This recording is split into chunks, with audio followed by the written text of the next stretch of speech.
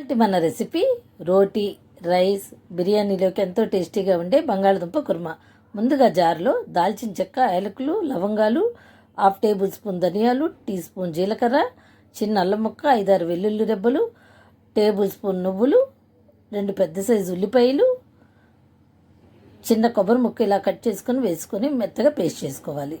3 table స్పూన్ల oil వేడి చేసుకొని ఆ పేస్ట్ను అందులో వేసుకొని నూనె తేలే వరకు లో ఫ్లేమ్ మీద వేగనివ్వాలి. తర్వాత 4 పచ్చిమిర్చి, కరివేపాకు, 1/2 టీ స్పూన్ పసుపు, సరిపడినంత సాల్ట్, సరిపడినంత కారం వేసి 2 నిమిషాలు వేగిన తర్వాత 1 కప్పు తీయని పెరుగును ఇలా చిలుక్కొని వేసుకోవాలి. 2-3 నిమిషాల తర్వాత కట్ చేసుకున్న బంగాళదుంపలను అందులో వేసుకొని ఇలా కలుపుకోవాలి. 1/2 గ్లాస్ వాటర్ వేసిన తర్వాత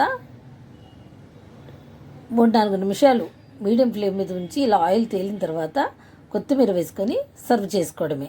ధనా సోమ్ ఫుడ్ ఛానల్ని సబ్స్క్రైబ్ చేయండి.